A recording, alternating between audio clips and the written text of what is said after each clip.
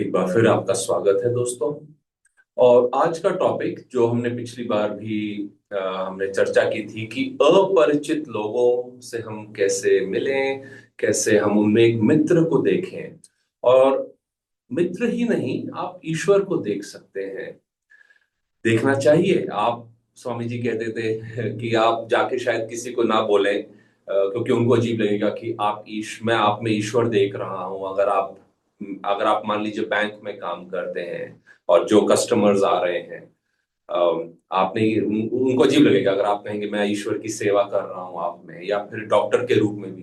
पर आपके आध्यात्मिक चेतना के लिए, आपके आनंद के लिए, जैसे आज का टॉपिक है आपकी खुशी के लिए, अगर आप उस भाव को ला सकते हैं तो आप देखेंगे आपका पूरा जीवन परिवर्तित हो जाता है। कोई अपरिचित नहीं रहता है। रोज हम अपने, जैसे मैं पिछले हफ्ते कह रहा था, गौतम बुद्ध ने कहा था कि हम जिनसे भी मिलते हैं, जो भी हमारे रास्ते में आते जाते हैं, उनसे हमारा पूर्व जन्मों से कोई ना कोई नाता जरूर रहा है। तो इसमें कोई अपरिचित कैसे है? अगर आपके माता पिता आपके सामने खड़े हैं तो आप उनको पहचानेंगे, लेकिन अगर उनका स्वर्गवास हो जाता है और वो दूसरे शरीर में आ जाते हैं, तो हाँ, हम अधिकतर लोग पहचानेंगे नहीं, लेकिन एक भावना, जो फीलिंग होती है, स्वामी कृष्णानंद जी कहते थे भाव चित्त, जो एक चित्त का जब शुद्धिकरण हो जाता है, वो चित्त ईश्वर की परिभाषा है। तो जब हम किसी को अपरिचित, मन कहता है कि अपरिचित है, लेकिन आंतरिक रूप से, आत्मा के रूप से कोई अपरिचित नहीं है, सब हमारे ही है। और उससे भी ऊपर देखा जाए तो केवल हम में और सब में केवल ईश्वर ही एक लीला, उन्होंने एक लीला रची है। जब हम उस लीला को पहचान जाते हैं तो हमें खुशी और आनंद का अनुभव होता है। मैं आपको आज दो तीन उदाहरण देना चाहूंगा। स्वामी कृष्णानंद जी की ये 100वीं जन्म शताब्दी है। मैं उन्हें अपने गुरु के रूप में देखता था। मैंने जब एक योगी की कथामृत पढ़ी, कुछ ही दिनों बाद मैंने कृष्णानंद जी की फोटो देखी। जब मैंने वो किताब पढ़ी थी, वो किताब 100 से ज्यादा अलग अलग जो पब्लिशर्स हैं वो प्रिंट करते हैं। तो जो किताब मैंने पढ़ी थी उसमें कृष्णानंद जी का कोई उल्लेख नहीं था, आनंदा की कोई बात नहीं थी। तो मैंने वो बुक पढ़ी, मैं योगानंदा जी, इन टीचिंग्स और सभी संतों के एकदम उनसे बहुत प्रभावित हुआ। भगवान की कृपा से कुछ ही दिनों बाद मैंने एक एड देखा न्यूज़पेपर में, जिसमें स्वामी जी की फोटो थी, योगानंदा जी की फोटो थी। तो मुझे कृष्णानंद जी के बारे में पता चला, आनंद संघा के बारे में पता चला। मैं स्वामी जी से फिर जाके उनके कार्यक्रम में गया। और ये 20 साल पहले की बात है, 2006 में ये सब हुआ था। बात यह है कि स्वामी जी को जब मैंने देखा तो वही स्पंदन, आनंद, चेतना, जिसका जितना आप किताब पढ़ के आभास कर सकते हैं, मुझे जो अनुभव हुआ था वही मैंने एक चलते फिरते मनुष्य में, एक शरीर में वो फील किया। उनकी आंखों में, उनकी मुस्कान में, उनकी बातों में, उनके बोलने के, जो हम कहते हैं वाणी में, टोन में, वो फील हुआ। और जब वो आपको देखते थे, ऐसा नहीं कि वो आंखों में घूरते थे, जैसे मैं आज आंखों की बात कर रहा था। ऐसा नहीं कि आंखें खोल के किसी को घूरना है, उससे तो लोग अजीब लगेगा कि ये क्यों मुझे ऐसे देख रहे हैं। बट बड़े ही सरल प्रेम और एक इम्पर्सनल, कि उनकी आंखों में कोई मांग नहीं थी। वो केवल आपको कुछ देना चाह रहे थे, एक चेतना देना चाह रहे थे उनकी। वो बस, मतलब मैं किसी और दिन स्वामी जी की बात करूंगा उस विषय में, क्योंकि कई डेविटीज ने, संतों की आंखें, हम सभी की, योगानंद जी कहते थे जन्म से जन्म केवल एक चीज, एक ही ऐसा अंग है शरीर का जो बदलता नहीं है। शरीर पूरा बदल जाता है, कई बार लिंग बदल जाता है, आंखें एकमात्र ऐसा अंग है, योगानंद जी ने कहा था, जो आप जन्म से जन्म ले जाते हैं। तो आंखों से बहुत कुछ पता चलता है। एनीवे, तो स्वामी जी को मैंने जब उनको देखा, उनकी चेतना का अनुभव किया, तो मुझे वो कुदरती लगा कि ऑटोबायोग्राफी देख के लगा था योगानंद जी मेरे गुरु हैं, और बिल्कुल आज भी मैं उनकी शक्ति एक गुरु के रूप में मानता हूं। लेकिन उन्होंने मेरे जीवन में किसको भेजा? स्वामी कृष्णानंद जी को। और वही अनुभव जो योगानंद जी के बारे में जानकर मुझे हुआ था, मुझे स्वामी जी में लगा। तो एक स्थूल रूप में, एक फिजिकल फॉर्म में मैं उनको अपने गुरु के रूप में देखता था, आज भी देखता हूँ। तो एनीवे, मैं एक दिन दिन का कार्य खत्म करके सोने जा रहा था, तो मेरे पास छोटी सी पॉकेट डायरी होती थी, उसमें उसमें हम लिखते थे सारा काम, सुबह ये है वो है। पूना में एक आश्रम शुरू हो रहा था, काफी काम हो रहे थे, तो मैं लिख लेता था। और फिर शाम को 6:30-7 बजे आप वापस घर आते थे, ध्यान करते थे। तो मैं ध्यान करके खाना खा के सोने जा रहा था, मुझे नींद नहीं आ रही थी लेकिन। तो फिर मैंने कोशिश की सोने की, फिर वो एकदम अंदर से ऐसा विचार आया कि जैसे कोई काम अधूरा रह गया हो। फिर मैंने अपनी लिस्ट को देखा, सब ठीक था। फिर मैं बैठ गया बिस्तर में, ध्यान करने लगा और स्वामी जी से मैंने प्रार्थना की, मन ही मन, कि ऐसा मैंने ऐसा क्या काम नहीं किया है, ऐसा मुझे ऐसा क्यों अंदर से लग रहा है कि मैं बिना अपना काम खत्म किए सो रहा हूं, और नींद तो आ नहीं रही है उस वजह से। तो एकदम से ऐसा विचार आया कि देखो, जो हाईवे पे जो काम है वो तो आपने खत्म नहीं किया है। तो एकदम से मुझे लगा, ऐसा हाईवे पे कौन सा काम है। तो वो मन ही मन ऐसा हुआ कि हाईवे के इस भाग पे जाइए, मेरे घर से 2.5-1 किलोमीटर दूर था, वहां एक बहुत जरूरी काम है। तो रात के 10:30 बज रहे थे, मुझे उस टाइम पे ड्राइविंग नहीं आती थी, लंबी स्टोरी है, मैं शॉर्ट करूंगा। मैंने किसी एक ब्रह्मचारी से रिक्वेस्ट किया कि मुझे वॉक करनी है, तो उन्होंने कहा मैं भी आ जाऊं। मैंने कहा नहीं नहीं, मैं अकेले वॉक करना चाहता हूँ। तो फिर मैं वहां गया। जैसे ही मैं वहां गया तो एक सज्जन थे, वो ऐसे बैठे हुए थे, बिल्कुल हताश होके एक बेंच पे, कंधे झुके हुए हैं। तो ऐसे ही मैंने उनको देखा तो मन ही मन मुझे लगा कि हाँ, इसी कार्य से, इसी काम से प्रियानंदा जी ने भेजा है। तो मैं उनसे ऐसे गया उनके पास। अब देखिए, वो अपरिचित है, तो मैं उनके पास गया। मैं हिचकिचा सकता था, और थोड़ा तो लगता है कि भाई ये कौन है, मैं क्यों बात करूं, उनको कैसा लगेगा, रात के 10:30 बज रहे हैं। पर मैं उनके पास गया, थोड़ा ऐसे वॉक करने लगा, और मैंने ऐसे उनसे कहा कि हेलो। हेलो। तो मैंने कहा मैं यहाँ वॉक कर रहा हूँ, क्या आप वॉक करना चाहते हैं? बोले हाँ, ठीक है। तो हम वॉक करने लगे। थोड़ी लंबी स्टोरी है। हमने 2.5-3 घंटे वॉक की, वहां पे ऐसी बातें करने लगे, आप क्या करते हो, मैं क्या करता हूँ, ऐसे। और फिर उन्होंने कहा रात को 1 बजे कि मैं ध्यान सीखना चाहता हूं। मैंने कहा आइए। तो फिर हम वापस वॉक करके हमारे मठ में आए। मैंने उनको वो ज्योतिष जी की किताब दी, हाउ टू मेडिटेट, और ऑटोबायोग्राफी ऑफ योगी दिया। और हम दोस्त बन गए, बहुत अच्छे दोस्त बन गए। उन्होंने आगे जाके क्लासेस ली, और फिर 6 महीने बाद एक दिन उन्होंने मुझे ऐसे ही कहा, आदित्य याद है उस रात को तुम आए थे हाईवे पे? मैंने कहा हाँ हाँ, अच्छे से याद है। तो बोले, अगर तुमने आने में 10 मिनट की भी देरी कर दी होती तो मैं आत्महत्या करने वाला था। और वो एक बहुत ही यूनिक, बहुत ही कठिन दौर से गुजर रहे थे, जिसमें एक तरह से उनका कोई लेना देना नहीं था। कहीं से कुछ हुआ, कुछ हुआ, कुछ हुआ, और वो उस, आप कह सकते हैं एक तरह से, बवंडर में खुद को पा रहे थे। उन्हें कुछ समझ नहीं आ रहा था, बहुत बड़ी तकलीफ थी। उस पर न्यूज में भी आई थी वो, लेकिन हमारे दोस्त का कुछ उसमें लेना देना नहीं। तो वो इतने हताश हो गए थे, अकेले हो गए थे। तो मैं आपसे पूछना चाहता हूं कि मैं अपने कमरे में था, स्वामी जी किसी और जगह थे, उन्होंने मुझे मन ही मन में ऐसे कैसे बताया। और ये देखिए कि उनकी चेतना क्या रही होगी, कि उन्हें एक अपरिचित मनुष्य जो कठिनाई में है, वो कैसे उसका आभास हुआ, कैसे उन्होंने मन में ही मुझे बताया। मैं जाके उनसे मिला, हम मित्र बने, और आज भी लगभग 15-18 साल, 18-19 साल बाद हम मित्र हैं। तो ये जब हम ऐसा एक भी कोई बात हो जाती है, या फिर मैंने पिछले हफ्ते कई कहानियां बताई, लोग आके योगानंदा जी से पूछते थे, स्वामी जी से पूछते थे, आप कौन है, आपके पास ऐसा क्या है। और ऐसा नहीं कि वो नया स्वामी या स्वामी के वस्त्रों में घूमते थे, कई बार वो बड़े रेगुलर कपड़ों में होते थे। लेकिन कल युग में जब हम देखते हैं, लोग शरीर या स्थूल चीजों की एक तरह से पूजा ज्यादा करते हैं, उसको मानते हैं कि भाई अगर दिख रहा है तो ठीक है, नहीं दिख रहा है तो नहीं है। तो वो तो हमारी सेंसेस, इंद्रियों वाली बात हो गई ना। लेकिन जब हम आध्यात्मिक पथ पे आते हैं और उस पे हम आगे चलने लगते हैं, तो इंद्रियां जो बता रही हैं वो ठीक है, वो इंद्रियां अपना काम कर रही हैं। लेकिन मन कुछ बताता है, हृदय कुछ बताता है, आत्मा की जो भावना है, सोल जो इंट्यूशन है, जो हमें फील होता है, वो जब कुछ बताता है तो उसमें आपको किसी को एक तरह से जानने की जरूरत नहीं है। जैसे मैं कह रहा था, अगर बड़े बड़े संतों ने कहा है योगानंद जी, गौतम बुद्ध, उनकी मैं बात कर रहा था कि हर मनुष्य अपना ही है। अब हम हर किसी को जाके मिल नहीं सकते हैं, आलिंगन नहीं कर सकते हैं, बातें नहीं कर सकते हैं। जैसे मैंने शुरू में कहा, आप नहीं बोल सकते हैं ईश्वर आए हैं मेरे क्लिनिक में, मेरे बैंक में, मेरे घर में। वो थोड़ा लोगों को अजीब लगेगा, लेकिन मन ही मन तो हम कर ही सकते हैं। और जब हम ऐसा करते हैं तो हमें आनंद का अनुभव होता है, तो हमें खुशी का अनुभव होता है। स्वामी कृष्णानंद जी वही कह रहे हैं कि ये खुशी पाने का एक बहुत गहरा रहस्य है।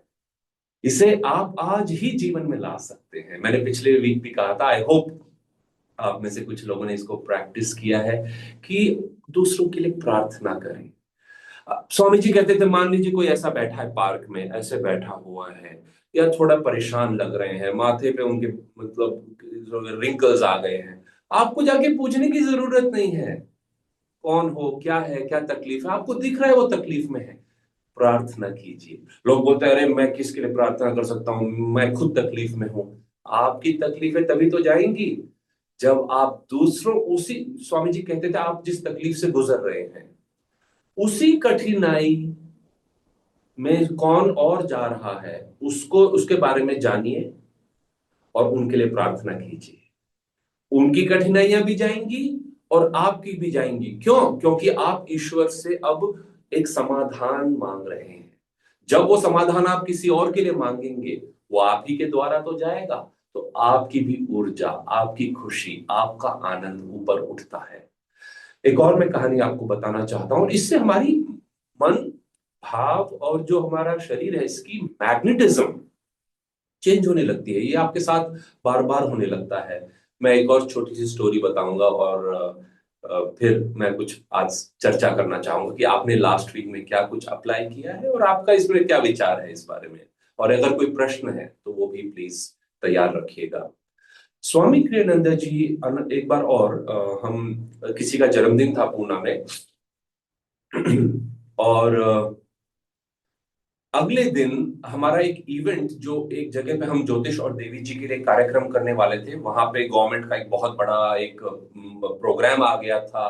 तो वहां पे हमें वो हमारा वेन्यू कैंसिल कर दिया उन्होंने 2-3 दिन पहले इवेंट से। तो हमने कई 100 लोगों को बुला रखा था। तो एनीवे, शहर के एक भाग से हमने अपने दूसरे भाग में उस सत्संग को किया, लेकिन उसकी तैयारी करते करते रात के 9 बज गए थे।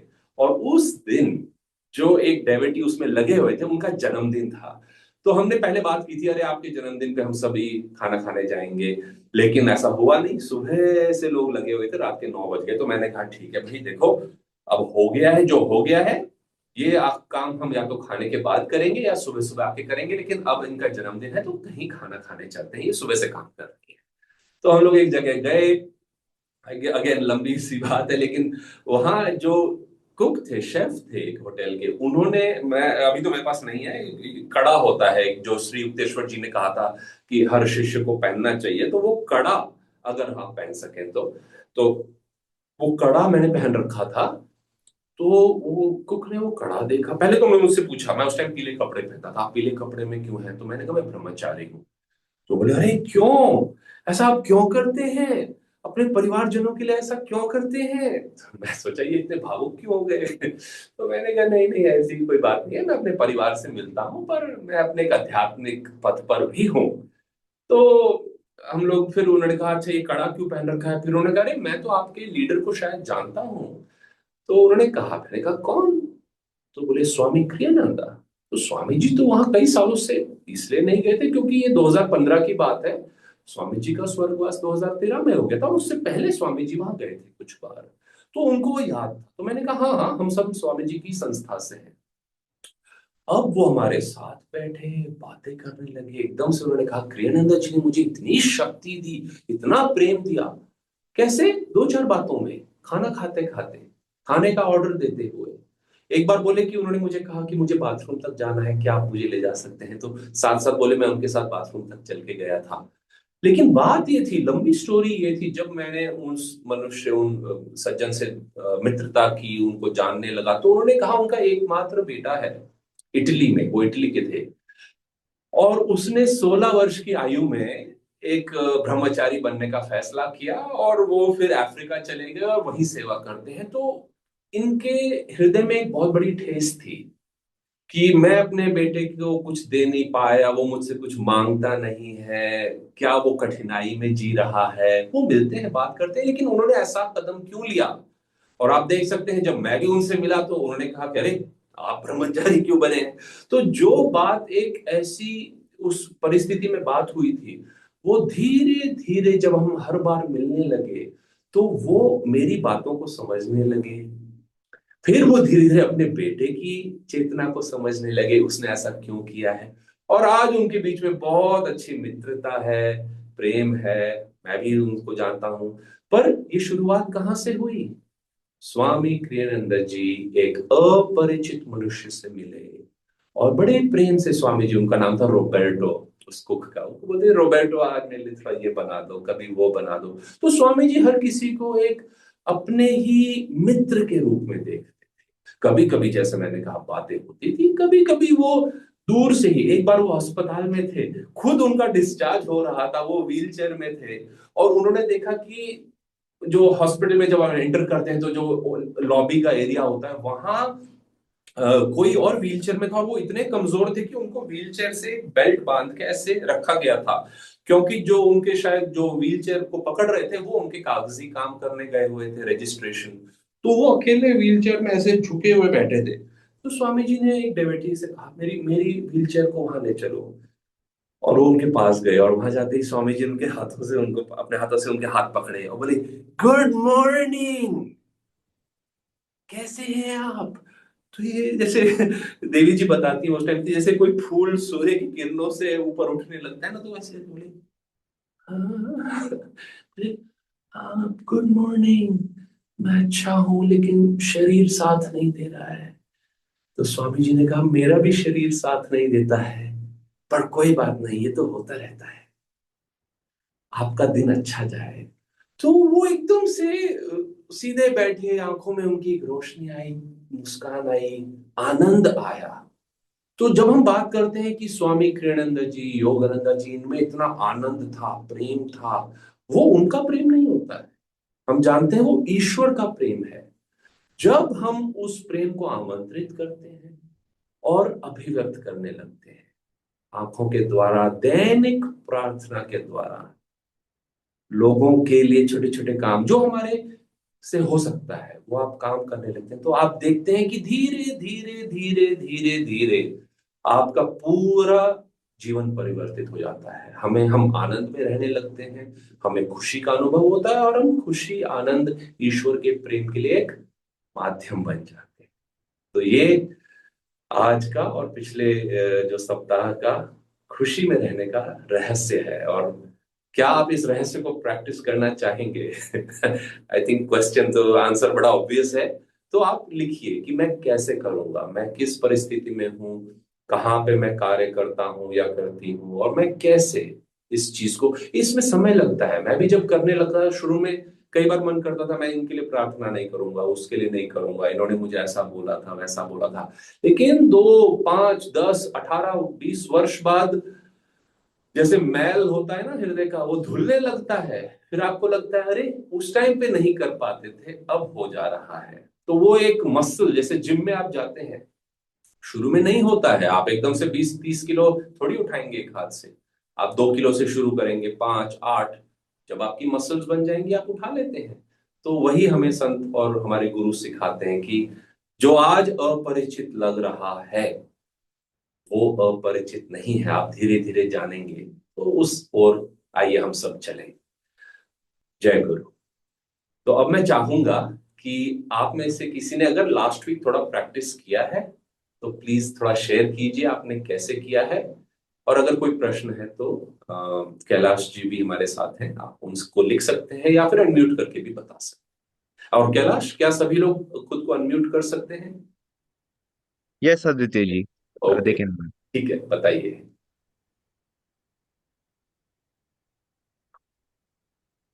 No questions? अच्छा, उर्मिला जी, हाँ, यस, बोलिए। जी। नमस्ते।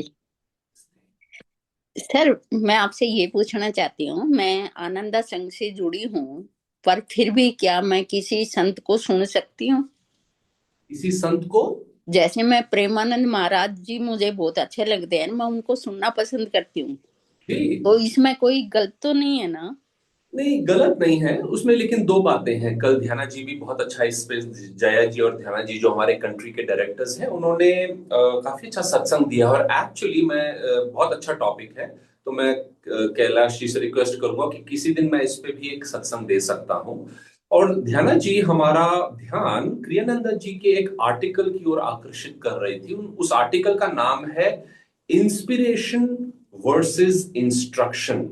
कि कहाँ आपको एक तरह से इंस्पिरेशन फील होती है, या फिर एक किसी की चेतना, किसी संत की चेतना। आपने प्रेमानंद महाराज की बात की, तो इंस्पायर होना, अलग अलग हम संतों के पास जा सकते हैं क्योंकि हमें उससे एक आनंद का अनुभव होता है। लेकिन जब किसी इंस्ट्रक्शन की बात आती है कि वो क्या बता रहे हैं प्रैक्टिस करने के लिए, उसमें हमें काफी ध्यान देना होगा, क्योंकि अलग अलग संत ईश्वर के लिए अलग अलग एक तरह से माध्यम के रूप में कार्य कर रहे हैं। और उनके शिष्य किस प्रकार से, कौन सा गुरु किस समय किन शिष्यों के लिए आते हैं, और वो किस ईश्वर की बताई हुई या किसी शास्त्र की कौन सी बात पर दबाव दे रहे हैं। कोई प्रार्थना पे दबाव देता है, कोई प्रेम पे दबाव देता है, कोई कर्म योगा पे देता है, कोई ध्यान पे देता है, कोई क्रिया योगा पर देता है। तो उनका जो एम्फेसिस है या इंस्ट्रक्शन है, जो उनकी बताई बातें हैं जो हमें दैनिक रूप से करनी है, वो एक्चुअली कई बार काफी अलग हो सकती हैं संतों के अंदर भी। आनंदमयी माँ कितनी बड़ी संत थी, योगानंद जी उनसे मिले थे, स्वामी जी भी मिले थे। लेकिन क्रियानंद जी ने कहा कि उनकी जो प्रैक्टिसेस थी और जो जीवन शैली में दैनिक रूप से टीचिंग्स को प्रैक्टिस करना है, वो योगानंद जी से अलग था। और जब बात आ जाती है शिष्यता की, जब हम शिष्य बन जाते हैं, तो गुरु तो एक ही होता है। तो हम अलग अलग तीर्थ पे जाके प्रेरित हो सकते हैं, लेकिन वो प्रेरणा भी जितनी हो सके पहले हमें अपने गुरुओं में, उनकी बातों में और चेतना में अनुभव करनी है। और फिर जो मैंने जैसे बताया, लिखी हुई बातें वो अपने ही गुरु की प्रैक्टिस की जाए तो बेस्ट है। वरना मन कंफ्यूज हो सकता है कि अरे ये गुरु तो ये बता रहे हैं, वो गुरु ये बता रहे हैं। दोनों गुरु हैं, दोनों बिल्कुल सही पाथ पे भी होंगे, लेकिन वो जैसे श्री युक्तेश्वर जी ने एक बार योगानंद जी से कहा, कंपेयर क्यों कर रहे हो?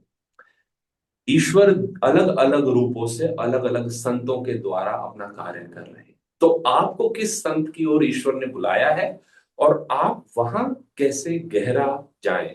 बाकी जगह भी थोड़ा बहुत प्रेरणा के लिए जा सकते हैं, लेकिन ये एक बहुत अच्छा टॉपिक है। मैं इस पे और एग्जाम्पल्स उदाहरण के साथ एक्सप्लेन करना चाहूँ। But very good question, thank you. Rashmi. Ji नमस्कार। हाँ, बिकॉज मैं जानना भी चाहता हूँ कौन थोड़ा बहुत कहाँ से है। तो उर्मिला जी, आप कहाँ से हैं? अनम्यूट करना होगा आपको।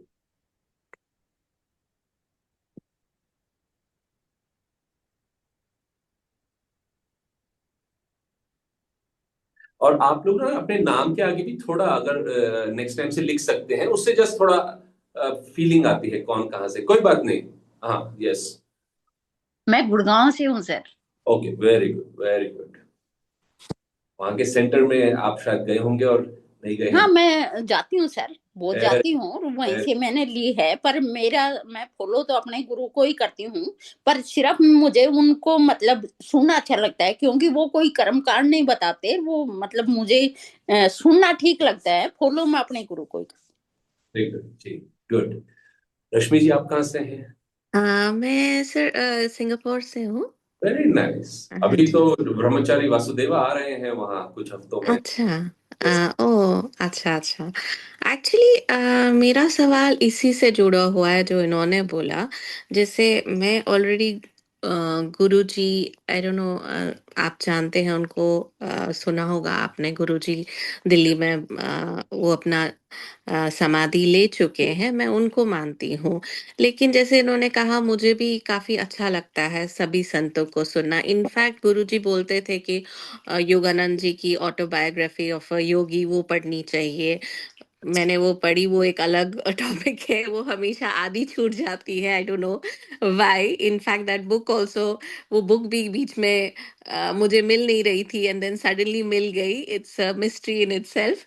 But coming back to the यही वाला क्वेश्चन कि जैसे आप गुरुजी हैं, क्योंकि वो समाधि ले चुके हैं, तो कभी कभी मुझे लगता है कि एक क्योंकि आप उनसे बात नहीं कर सकते, मतलब आप उस लेवल, ऐसा नहीं कि वो जवाब नहीं देते, वो जवाब देते हैं, लेकिन आप उस लेवल पे नहीं है जो आप उनके जवाब समझ सके। तो इज इट ओके कि आप एक लिविंग गुरु भी हों आपके?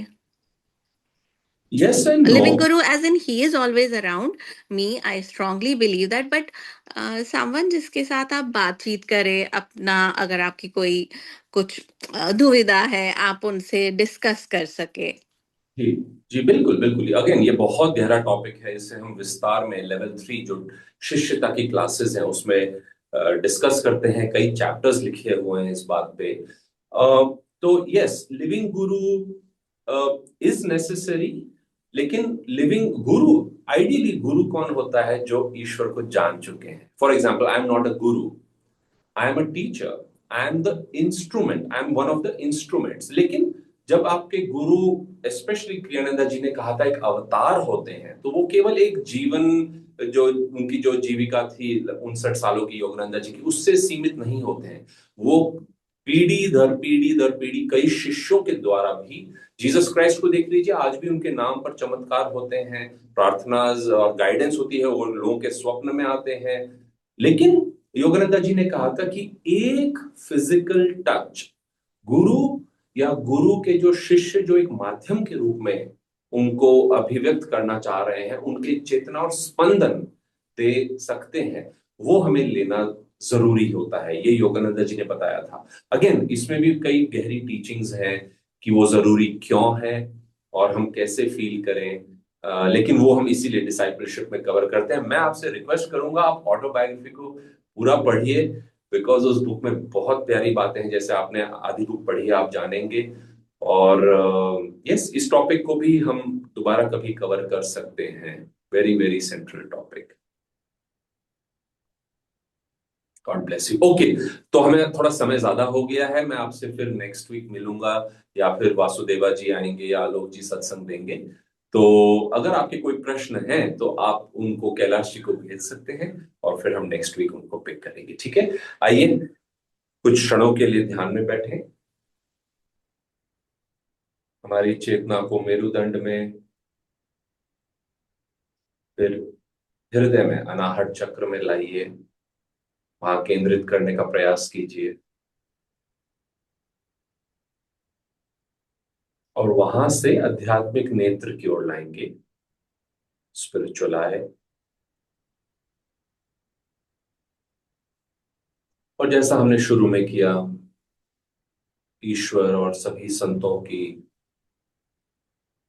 चेतना, प्रेम, आनंद को आमंत्रित करें कि हमारे विचार, प्रार्थना के द्वारा, हमारे सभी कार्यों के द्वारा, जीवन में हम जब भी किसी अपरिचित सज्जन से मिले, हम उनमें ईश्वर को देखें, एक मित्र को देखें।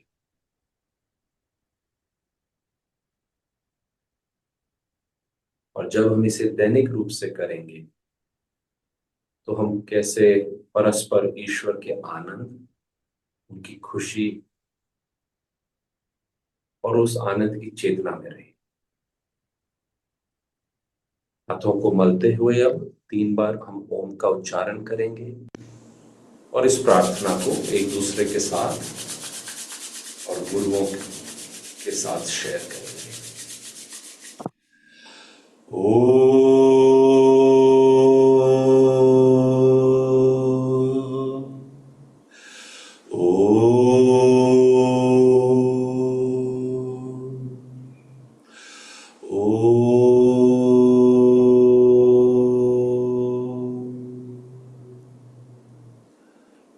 शांति शांति।